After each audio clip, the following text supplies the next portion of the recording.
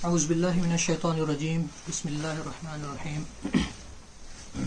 الہاکم التکاثر حتی زرتم المقابر کلا سوف تعلمون ثم کلا سوف تعلمون کلا لو تعلمون علم الیقین لترؤن الجحیم ثم لترؤنها عین الیقین ثم لتسألن یومئذ عن النعیم صدق اللہ العظیم۔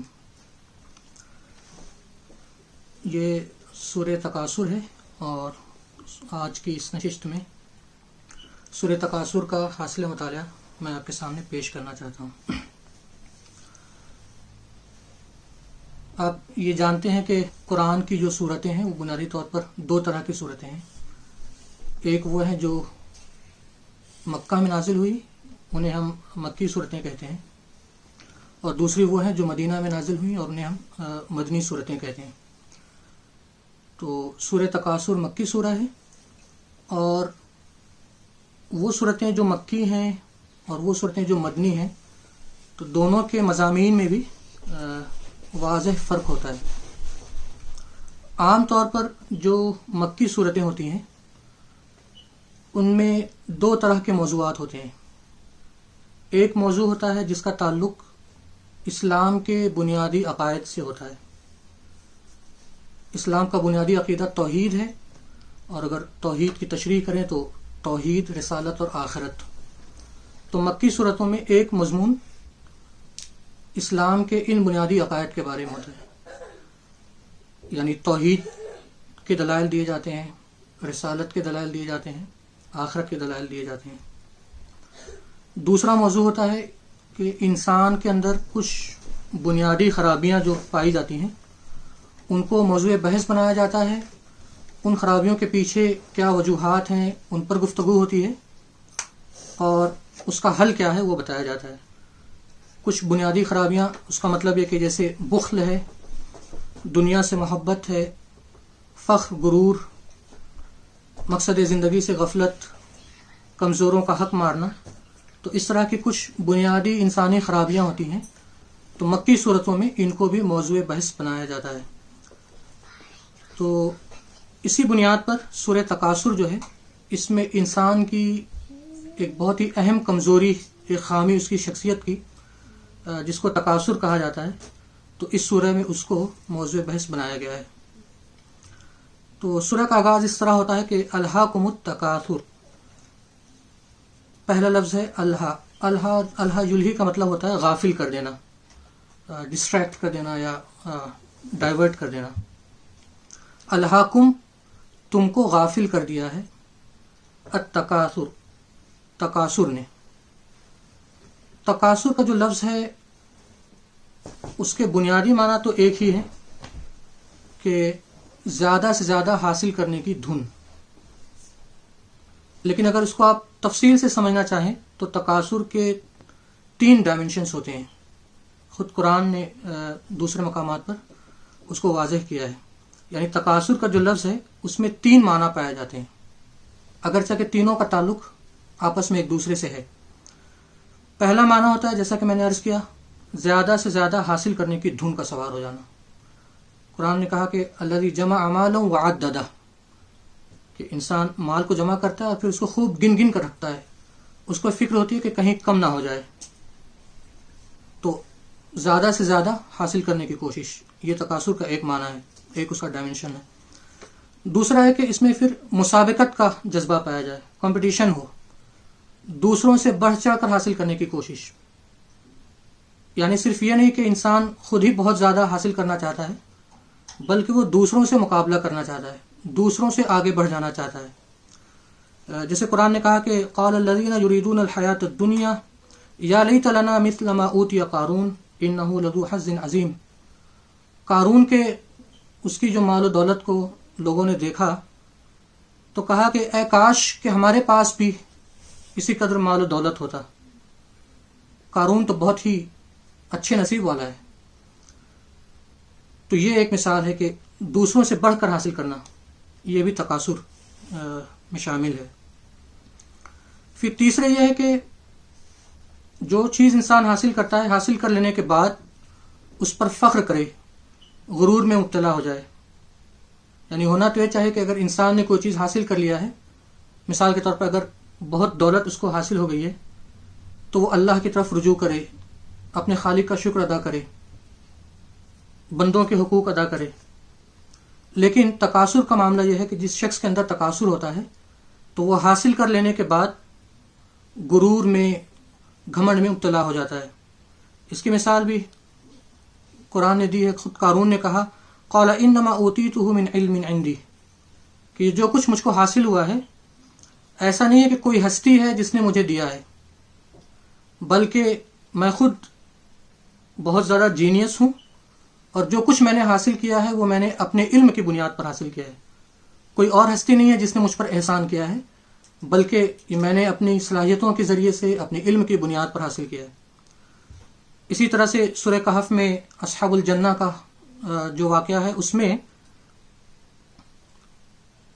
شخص نے یہی کہا کہ ما اظن ان تبید ہذہ ابدا، کہ جب اس کی جنت میں، اس کے باغ میں خوب پھل آ گئے، پھلوں سے اس کا باغ لد گیا، تو اس نے بجائے اس کے کہ شکر ادا کرے، اس نے کہا کہ مجھے نہیں لگتا کہ یہ چیز کبھی ختم بھی ہونے والی ہے، یہ ہمیشہ ہمیش رہے گی.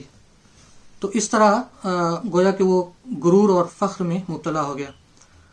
تو یہ 3 معنی ہے تکاثر میں جس کو شامل کیا جا سکتا ہے. ایک یہ کہ بہت زیادہ حاصل کرنے کی کوشش کرنا، دوسرے یہ کہ دوسروں سے بڑھ چڑھ کر حاصل کرنے کی کوشش کرنا، اور تیسرے یہ کہ جب حاصل ہو جائے تو اس پر پھر فخر اور غرور میں مبتلا ہو جانا. تو جو پہلی آیت ہے الہاکم التکاثر، اس کا ترجمہ یہ ہے کہ تکاثر نے تم کو غافل کر دیا ہے. اب اگر غور کریں تو اس مختصر سی آیت میں 3 چیزوں کو محذوف رکھا گیا ہے، 3 چیزوں کا ذکر نہیں کیا گیا ہے. یہ عربی زبان کا اور خاص طور پر قرآن کا اعجاز ہے کہ وہ بہت کم لفظوں میں بہت بڑی باتیں ادا کر دیتا ہے. مکی صورتیں خاص طور سے اس کی مثال ہیں، اور اس میں بھی یہ سورہ اور یہ آیت اس کی بہترین مثال ہے. تو یہ کہا گیا کہ الہاکم التکاثر، تم کو تکاثر نے غافل کر دیا ہے، لیکن اس میں 3 چیزیں ہیں جو نہیں بتائی گئیں. جیسے مثال کے طور پر پہلی چیز یہ ہے کہ کس چیز کے تکاثر نے غافل کر دیا ہے. تکاثر تو بہت ساری چیزوں کا ہو سکتا ہے، مال حاصل کرنے، مال و دولت حاصل کرنے کا تکاثر، شہرت حاصل کرنے کا تکاثر، تو کئی چیزیں ہو سکتی ہیں، لیکن یہاں پر اس کو اسپیسیفائی نہیں کیا گیا ہے، خاص طور سے بتایا نہیں گیا ہے کہ کس چیز کے تکاثر نے انسان کو غافل کر دیا ہے. پھر دوسری چیز بھی نہیں بتائی گئی کہ کس کو غافل کر دیا ہے، یعنی الہاکم، تم کو غافل کر دیا ہے تو تم سے مراد کون ہے، اس کو بھی اس کا تعین نہیں کیا گیا. پھر تیسری چیز جو نہیں بتائی گئی وہ یہ کہ کس چیز سے غافل کر دیا گیا ہے، تکاثر نے تم کو کس چیز سے غافل کر دیا ہے، اس کو بھی یہاں ذکر نہیں کیا گیا. تو جب چیزوں کو محذوف کیا جاتا ہے تو اس کا فائدہ یہ ہوتا ہے کہ پھر اس میں آپ ایک وسیع معنی لے سکتے ہیں. جب چیزوں کو ذکر کر دیا جائے تو معنی محدود ہو جاتا ہے، جب اس کو محذوف کر دیا جائے تو معنی کی ایک وسیع دنیا اس میں آباد ہو جاتی ہے. مثال کے طور پر اگر آپ سمجھنا چاہیں کہ کس چیز کے تکاثر نے انسان کو غافل کر دیا ہے تو اس میں تمام چیزیں آپ شامل کر سکتے ہیں. قرآن نے سورہ حدید میں ایک اشارہ کیا کہ تکاثر فی الاموال والاولاد، کہ ایک تکاثر اس میں ہوتا ہے کہ منی پاور اور مسل پاور، کہ لوگ مال و دولت حاصل کرنے میں ایک دوسرے سے بہت زیادہ بڑھ جانا چاہتے ہیں، اور پھر مسل پاور، افرادی قوت حاصل کرنے میں تکاثر کا شکار ہیں. لیکن اگر آپ پوری تاریخ پر غور کریں اور اس کو تجزیہ کر کے اس کی تلخیص پیش کرنا چاہیں تو 3 چیزیں ایسی ہیں جس میں انسان تکاثر میں مبتلا ہوتا ہے. ایک دولت، دوسرے شہرت، اور تیسرے حکومت. تو آپ اس میں ان تینوں چیزوں کو شامل کر سکتے ہیں کہ دولت، شہرت اور حکومت بہت زیادہ حاصل کرنے کی جو دھن سوار ہے انسان پر، اس نے انسان کو غافل کر دیا ہے. اسی طرح جو دوسری چیز ہے کہ کس کو غافل کر دیا ہے، کسی خاص کمیونٹی کا ذکر یہاں نہیں ہے کہ کمزور ایمان والے مسلمانوں کو تکاثر نے غافل کر دیا ہے، یا کہ منافقین کو تکاثر نے غافل کر دیا ہے. تو کوئی اسپیسیفائی یہاں نہیں کیا گیا ہے. اور نہ کسی زمانے کے لوگوں کو خاص کیا گیا ہے۔ تو اس میں بھی وسیع معنی ہم لے سکتے ہیں کہ ہر زمانے کا ہر انسان اپنے طرز عمل پر غور کرے کہ کہیں وہ تکاثر میں مبتلا تو نہیں ہے۔ پھر تیسری چیز کہ کس چیز سے انسان کو غافل کر دیا ہے تکاثر نے، تو اس میں بھی بہت ساری چیزیں آپ مراد لے سکتے ہیں۔ مثال کے طور پر زندگی کے بنیادی حقائق سے انسان کو تکاثر نے غافل کر دیا ہے، خدا سے انسان کو تکاثر نے غافل کر دیا ہے، خدا کے رسول سے، خدا کی کتاب سے، خدا کے دین سے تکاثر نے غافل کر دیا ہے، انسانی حقوق سے تکاثر نے انسان کو غافل کر دیا ہے۔ انسان کے والدین کے کیا حقوق ہیں، بیوی بچوں کے کیا حقوق ہیں، پڑوسی کے کیا حقوق ہیں، رشتہ داروں کے کیا حقوق ہیں، عام انسانوں کے کیا حقوق ہیں، ان تمام چیزوں سے تکاثر نے انسان کو غافل کر دیا ہے۔ تو اب ایک مختصر سی آیت ہے الہاکم التکاثر، لیکن اس میں یہ وسیع معنی پوشیدہ ہے کہ ہر زمانے کا ہر انسان غور کرے کہ دولت نے، شہرت نے، حکومت نے، ان تمام چیزوں کو حاصل کرنے کی دھن نے انسان کو اپنے خدا سے، آخرت سے، انسانوں کے حقوق سے غافل کر دیا ہے۔ اس کے بعد دوسری آیت میں کہا گیا کہ حتی زرتم المقابر، یہاں تک کہ تم قبروں تک پہنچ جاتے ہو۔ یعنی تکاثر کی یہ جو کیفیت ہے یہ چند روزہ نہیں ہے، اگر چند دن کے لیے ہو تو اس کا جواز نکالا جا سکتا ہے۔ یعنی کسی انسان کی زندگی میں یہ حالات آ سکتے ہیں کہ چند دن کے لیے وہ دیگر تمام چیزوں سے رخ موڑ کے، مثال کے طور پر وہ دولت حاصل کرنے کی کوشش کرے، تو چند روزہ اگر یہ کیفیت ہو تو کسی حد تک اس کا جواز نکالا جا سکتا ہے۔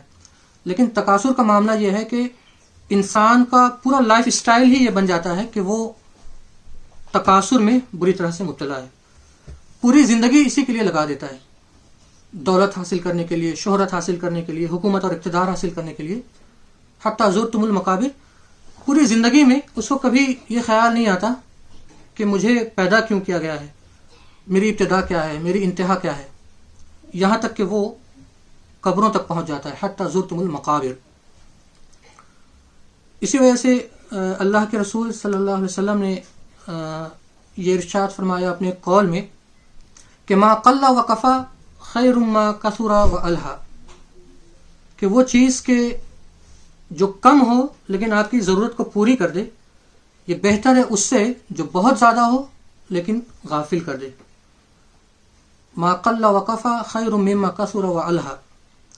اسی طرح سے ایک اور حدیث میں یہ ارشاد فرمایا کہ اپنی امت کے بارے میں کہ ما اخشى علیکم الفقر ولکن اخشى علیکم التکاثر، کہ مجھے اپنی امت کے بارے میں یہ اندیشہ نہیں ہے کہ امت فقر و فاقہ کا شکار ہو جائے گی، بلکہ اصل جو اندیشہ مجھے اپنی امت کے بارے میں ہے وہ یہ ہے کہ یہ تکاثر میں مبتلا ہو جائے گی۔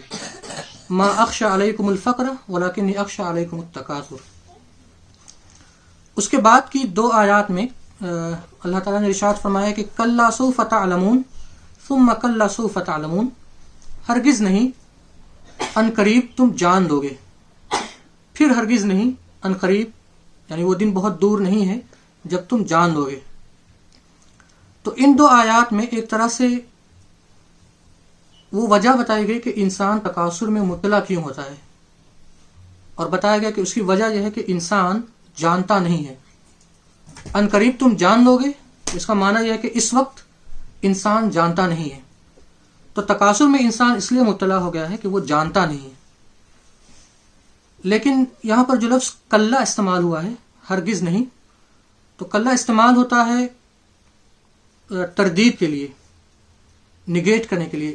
اگر آپ کوئی دعویٰ پیش کر رہے ہوں، اس کو اگر غلط قرار دینا ہو تو لفظ استعمال ہوتا ہے کلا۔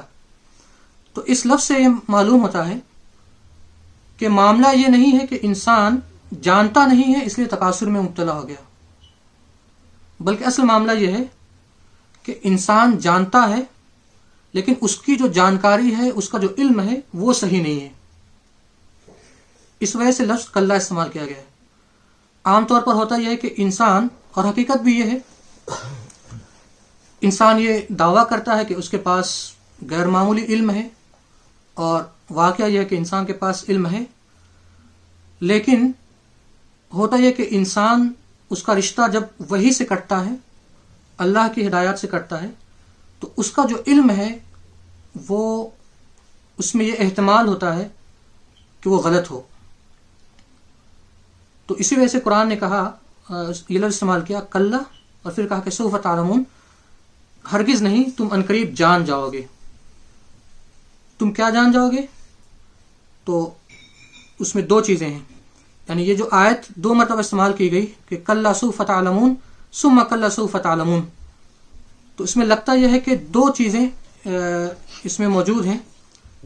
کلا سوف تعلمون کا مطلب تو یہ ہے کہ وہ وقت بہت دور نہیں ہے کہ جب انسان جان جائے گا کہ اس کے اپنے من گھڑت، اپنے قائم کردہ جو تصورات اور نظریات ہیں، اس کا اپنا جو علم ہے، تو انسان جان جائے گا کہ اس کا علم غلط تھا.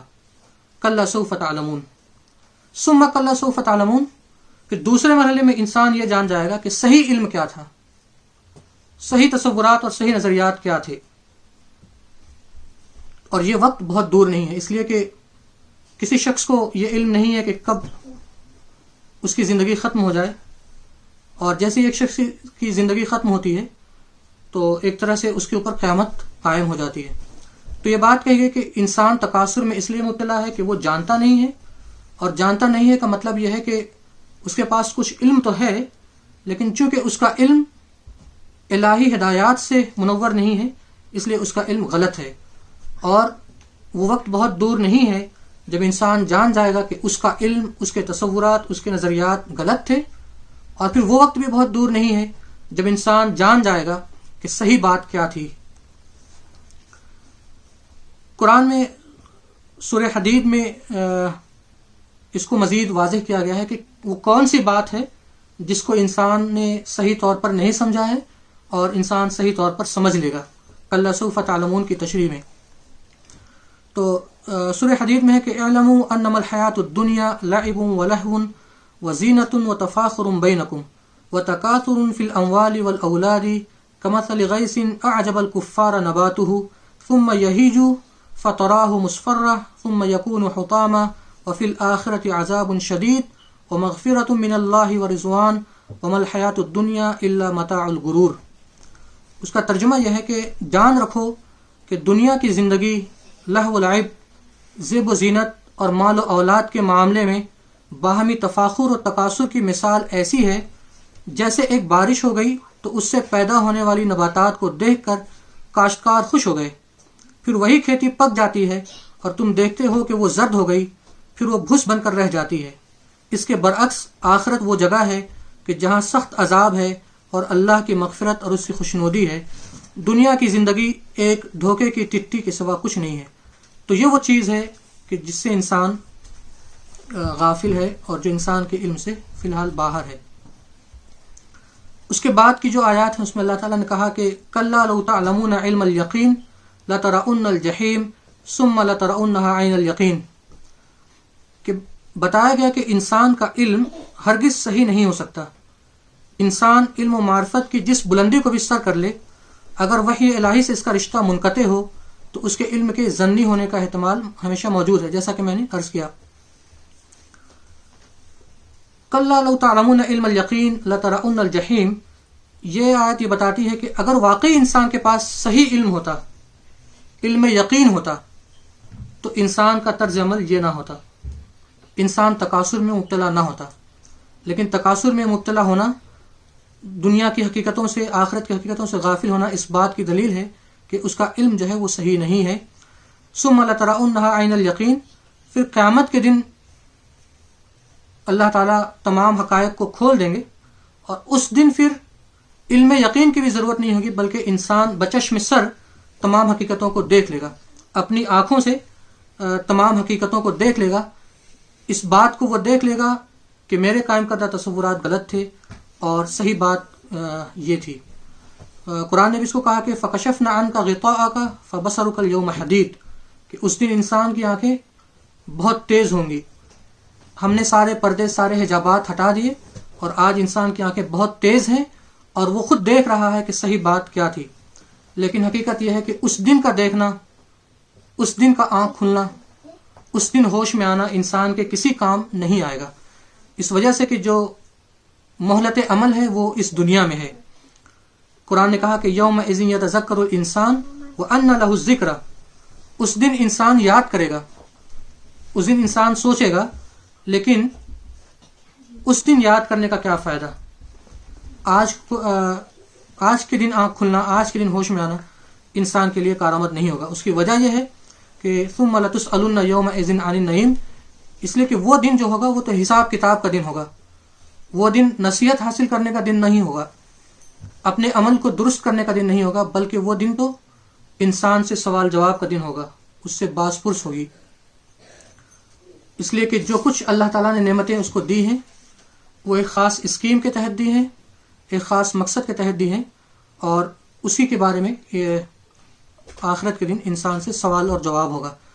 ایک حدیث میں اللہ کے رسول صلی اللہ علیہ وسلم نے اس کی بھی تشریح فرمائی اپنے ایک قول کے ذریعے، کہا کہ لا تزول قدم ابن آدم یوم القیامت من عند ربہ حتی یسأل عن خمس، کہ قیامت کے دن اپنے رب کے سامنے سے انسان کے قدم ہل نہ سکیں گے جب تک کہ 5 چیزوں کے بارے میں اس سے سوال نہ کیا جائے۔